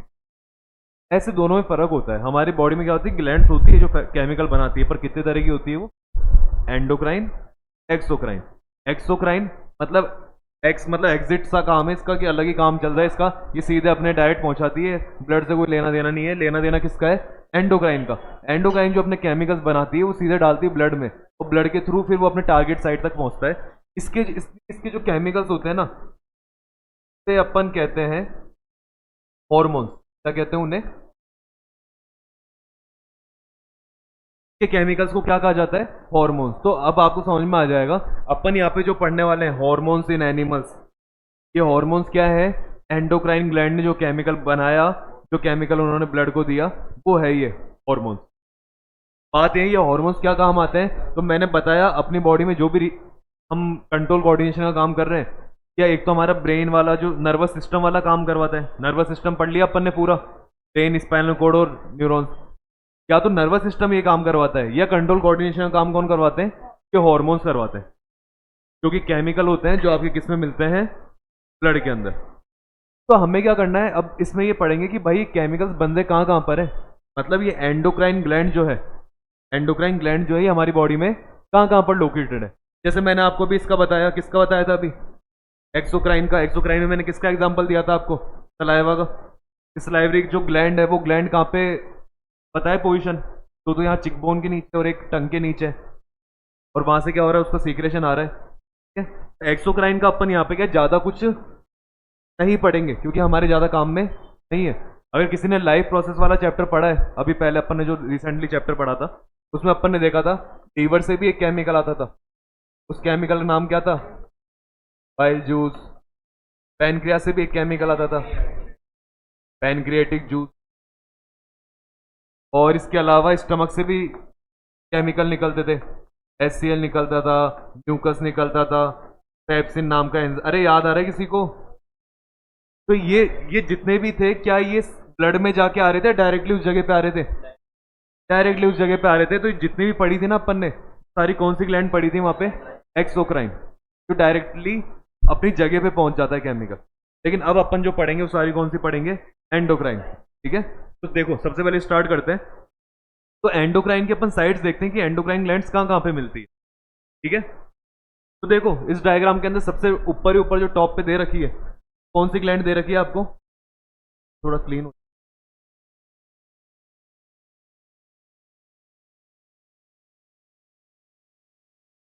समझ में आ रहा है वैसे? इसको तो आप छोड़ देना, जो पेनियल ग्लैंड है इसको छोड़ देना आप, इसका कोई वैसे अभी यूज में नहीं है, ठीक है। नहीं मिलती है, पर ये धीरे धीरे क्या बोलते हैं, ऐसा कहते हैं कि धीरे धीरे खत्म होती जा रही है, काम में हमारे आ रही नहीं ज्यादा ये। तो उनके काम आती है जो ये मेडिटेशन वगैरह करते हैं ना, ये यूज में आती है। तो इसका वैसे कोई हमारी बॉडी में कुछ वैसा काम नहीं है, तो इसको अपन ने में भी नहीं दिया ज़्यादा कुछ, तो इसको इग्नोर कर देना आप लोग। स्टार्टिंग कहाँ से करेंगे इसकी? सबसे पहले हाइपोथैलेमस। तो हाइपोथैलेमस अभी हमने देखा था जब ब्रेन को पढ़ा था, हाइपोथैलेमस कहाँ पे मिला था आपको? कौन से पार्ट में मिला था ब्रेन के? तो फोर ब्रेन का पार्ट था, फोर ब्रेन के तीन पार्ट थे, सेरेब्रम, हाइपोथैलेमस और मिड ब्रेन। यहाँ पे हाइपोथैलेमस का फंक्शन क्या देखा था अपन ने? हंगर को। सही है। चलो हाइपोथैलेमस देखेंगे, फिर एक ग्लैंड कौन सी देखेंगे अपन? मेन ग्लैंड यहाँ से चालू होती है, पिट्यूटरी ग्लैंड। ये भी कहाँ पे मिलेगी आपको? अपनी ब्रेन में। फिर आपको अपने गले पे, इस जगह पे जहाँ पे मोटा सा हो रखा है आपके गले में, यहाँ पे कौन सी ग्लैंड है? Thyroid gland. फिर थायराइड के नीचे कौन सी ग्लैंड दे रखी है? पैराथायराइड। पैराथायराइड के नीचे कौन सी दे रखी है? थाइमस। थाइमस जो ग्लैंड होती है इसके बारे में ज़्यादा नहीं पढ़ेंगे, क्योंकि ग्लैंड क्या होती है, छोटा जो बच्चा होता है, जब बच्चा पैदा होता है ना, उसकी बॉडी में मिलती है थाइमस ग्लैंड। लेकिन टाइम के साथ साथ धीरे धीरे ये ग्लैंड जो होती है क्या हो जाती है? बॉडी से गायब हो जाती है। अब बात आती है कि बच्चे में क्यों मिली? छोटे बच्चे में ये बच्चे के अंदर जो ये इम्यूनिटी सिस्टम होता है उसको बढ़ाती है। उसको बढ़ाती है क्योंकि छोटा बच्चा होता है, उसको इम्यूनिटी की ज़्यादा जरूरत होती है। तो थाइमस ग्लैंड किसको बढ़ाती है? इम्यूनिटी सिस्टम को। लेकिन आप इसके बारे में ज़्यादा, इसके बारे में भी नहीं पढ़ते इसमें, क्योंकि ये क्या होती है, थोड़े टाइम बाद डिसअपियर हो जाती है, गायब हो जाती है, तो इसके बारे में मत पढ़ो। लेकिन पढ़ना किसके बारे में? Adrenal gland. देखो आपकी जो किडनी है इसके ऊपर की तरफ मिलती है, किडनी में ऊपर की तरफ क्या है? एडर्नल ग्लैंड है। दोनों किडनीज के ऊपर एडर्नल ग्लैंड मिलेगी। आपको यहाँ पे क्या देखने को मिलेगा? पैनक्रियास। पैनक्रियास जो है पढ़ा था अपन ने, पैनक्रियास पढ़ा था लाइफ प्रोसेस वाले चैप्टर में। ठीक है, पैनक्रियास के बारे में पढ़ना है। किसके बारे में पढ़ना है? टेस्टिस के बारे में पढ़ना है। और फीमेल के अंदर अपन किसके बारे में पढ़ेंगे? यहाँ पे ओवेरी के बारे में पढ़ेंगे। किसके बारे में पढ़ेंगे?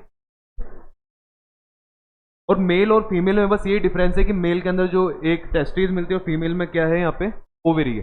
बाकी सारे ग्लैंड्स जो है दोनों के अंदर क्या चलती है? सेम रहती है। ठीक है। अब ये सारी ग्लैंड्स कौन सी ग्लैंड्स है आपकी? एंडोक्राइन या एक्सोक्राइन? एंडोक्राइन है, मतलब ये सारी ग्लैंड में से हॉर्मोन्स निकलेंगे। तो हमें बस यही पढ़ना है इन ग्लैंड में से कौन कौन से हॉर्मोन्स निकलते हैं, और वो जो हॉर्मोन्स होते हैं वो हमारी बॉडी में क्या फंक्शन करते हैं, कैसे वो हमारी बॉडी में कंट्रोल एंड कोऑर्डिनेशन का काम कर रहे हैं। ठीक है। तो देखो इन सबके जो फंक्शंस है वो यहाँ पे आपके में टेबल बना के दे रखे हैं।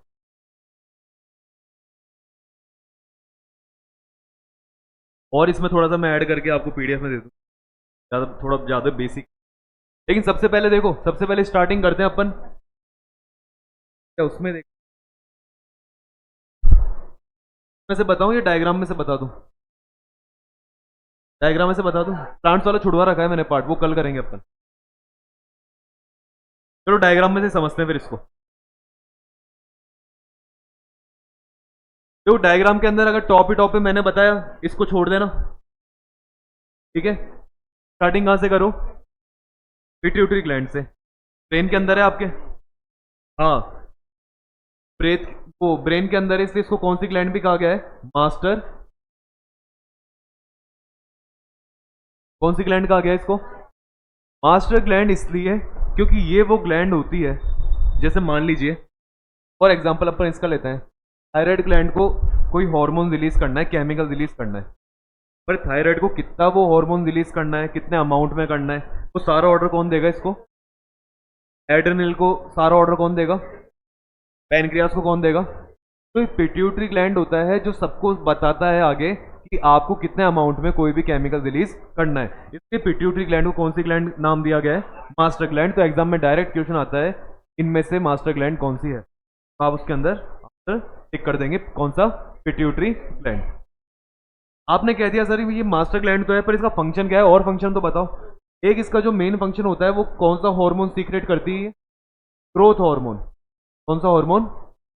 तो बॉडी में ग्रोथ लेकर आता है। अब जब आपकी बॉडी ग्रो करती है तो बॉडी का हर ऑर्गन क्या करता है? ग्रो करता है। तो ये क्या करता है? पिट्यूटरी ग्लैंड हार्मोन सीक्रेट करती है जो हर ऑर्गन तक जाता है, हर ऑर्गन को बताता है कि आपको क्या करनी है? ग्रोथ करनी है, ग्रोथ करनी है। ये ग्रोथ हार्मोन का काम करता है। कौन सा ग्लैंड? Pituitary gland. तो पिट्यूटरी ग्लैंड के कितने पॉइंट्स याद रखोगे आप? एक तो कौन सी ग्लैंड है, और एक इसका फंक्शन क्या होता है? ग्रोथ हार्मोन का। ठीक है।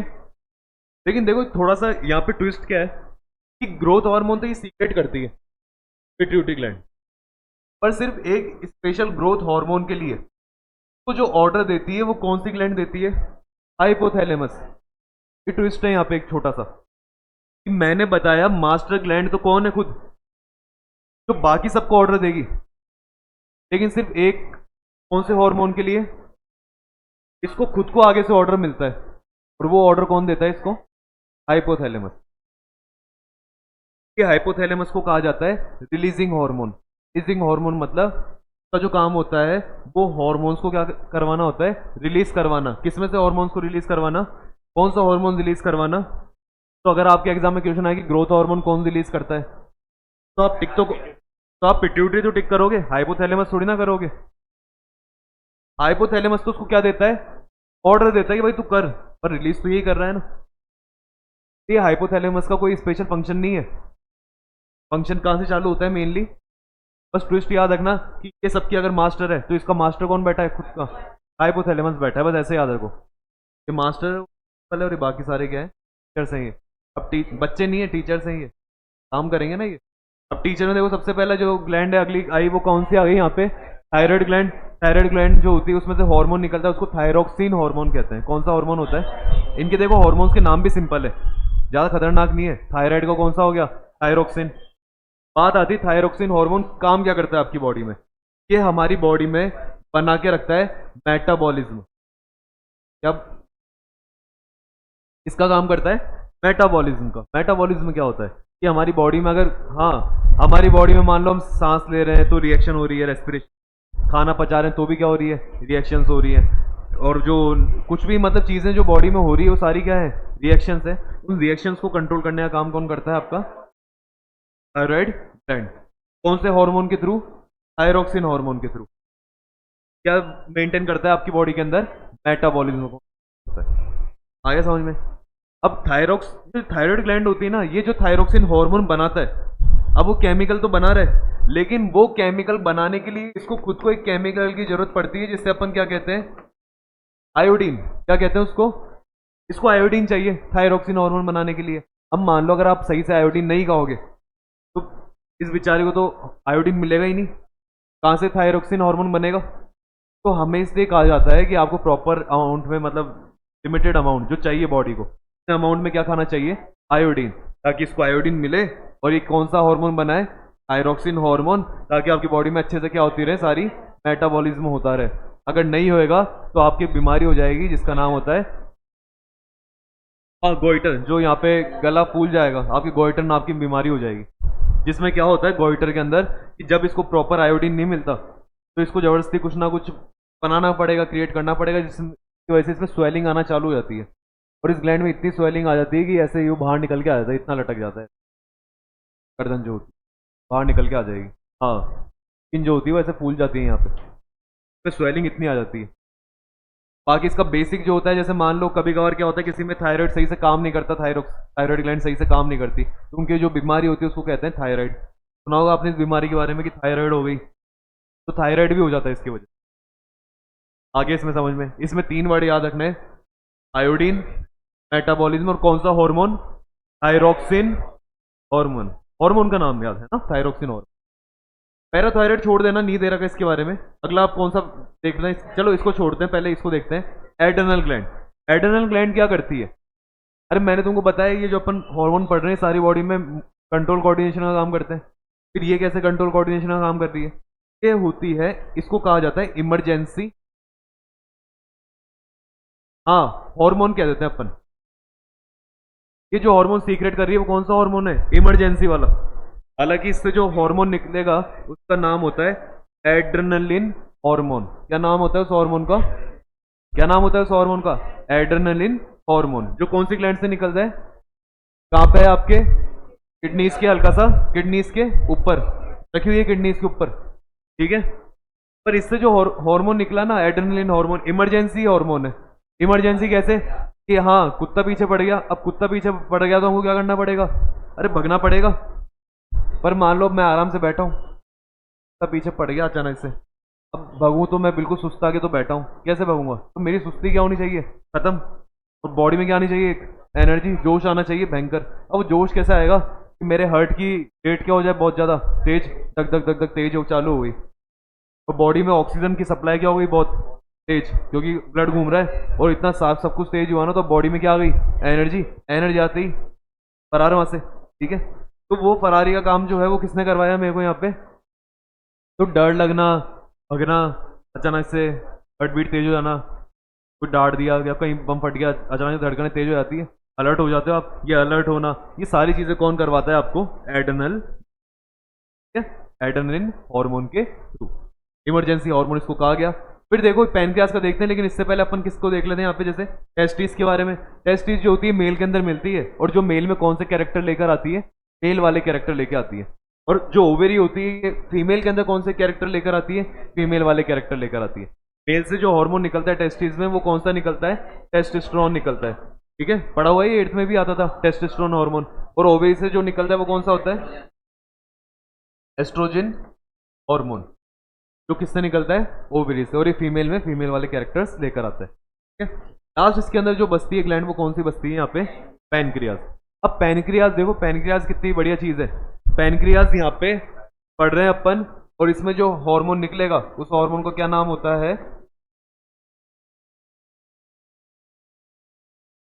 क्या नाम है इस हार्मोन का, पैनक्रियाज। तुम कहोगे पैनक्रियाज तो आप वहां भी पढ़ा रहे थे, और उसमें आपने इसको बताया था एक्सोक्राइन ग्लैंड, क्योंकि इसने पैनक्रियाटिक जूस किया था। तो वहां तो ये एक्सोक्राइन ग्लैंड है, और यहाँ पे कौन सी बन के बैठी है, तो पैनक्रियाज एक ऐसी ग्लैंड है जो एक्सोक्राइन भी है, एंडोक्राइन भी है।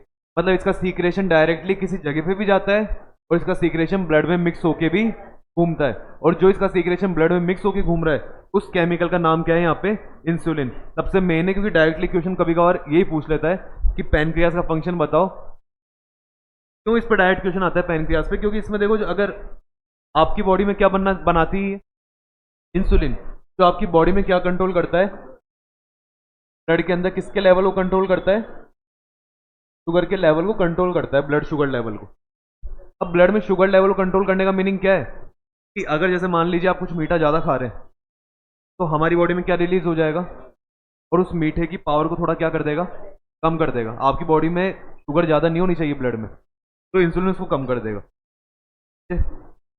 लेकिन मान लो इंसुलिन बनना कम हो गया, नहीं बन पा रहा सही से, इंसुलिन आपकी बॉडी में सही से नहीं बन रहा। अगर इंसुलिन बनना क्या हो गया, कम हो जाता है, तो उसकी वजह से आपकी बॉडी में ब्लड शुगर लेवल क्या हो जाएगा, ये समझे। इंसुलिन क्या करता है, कंट्रोल करता है, इसकी पावर को दबाता है, शुगर की पावर को। फिर भी आपने मीठा ज़्यादा खा लिया, तो आपकी बॉडी में इंसुलिन नहीं बन रहा, कम बन रहा है, तो आपकी बॉडी में जो ब्लड होगा उसमें शुगर का लेवल क्या हो जाएगा, ज़्यादा। आपको चक्कर आना चालू हो जाएंगे, ये खराब हो जाएगा, इस तरह की चीज़ें चालू हो जाती है ना। तो उसके लिए क्या करना पड़ता है, फिर इन आदमियों को गोली खानी पड़ती है। वो गोली काहे की होती है, और अगर उनको लग रहा है कि नहीं यार मेरे तो इस गोली से भी पार नहीं पड़ रही, तो फिर उनके इंजेक्शन लगते हैं, किसके, इंसुलिन के, या तो डायरेक्ट इंजेक्शन या फिर गोलियां। स्टार्टिंग में तो क्या होता है, गोलियां चलती है, फिर उसकी ज़्यादा ही अगर फिर भी नहीं बन पा रही, मान लो फिर भी शुगर को कंट्रोल नहीं कर पा रहे, तो फिर उनके इंजेक्शन लगते हैं। कभी कभार उल्टा भी हो जाता है, कैसे, कभी कभार पैनक्रियाज इंसुलिन ज़्यादा सीक्रेट करने लग जाता है, ऐसा भी तो हो सकता है, भाई कम कर रहा हूँ तो कभी ज़्यादा भी कर दूंगा। अब ज़्यादा उसने सीक्रेट कर दिया, तो ज़्यादा इंसुलिन की वजह से देखो, इंसुलिन ज़्यादा हो जाएगा अगर, तो आपकी बॉडी में शुगर लेवल क्या हो जाएगा, कम हो जाएगा। ये भी नुकसान है, बॉडी में अगर शुगर कम हो जाती है तो आंखों के आगे अंधेरा छा जाएगा, एनर्जी खत्म हो जाएगी बॉडी से। आप नहीं चाहते अपनी बॉडी में ऐसा हो, तो जैसे उसकी आंखों के सामने अंधेरा छाएगा, उसको क्या खानी पड़ेगी, चॉकलेट, आइसक्रीम, मीठा खाना पड़ेगा, टॉफी वॉफी खानी पड़ेगी मीठी। चॉकलेट ज़्यादा खाते हैं, बिल्कुल मीठी चॉकलेट खाओ, जैसे ही खाओगे, जैसे ही चॉकलेट जाएगी, किसका लेवल बढ़ेगा, फिर जाके थोड़ा बैलेंस होएगा। तो शुगर दोनों तरह की होती है, एक में इंसुलिन का अमाउंट कम होने लग जाता है, एक में बढ़ने लग जाता है। कम होता है तो कहते हैं कि हम ये डायबिटिक पेशेंट है, किसकी क्या हो रखी है, डायबिटीज हो रखी है।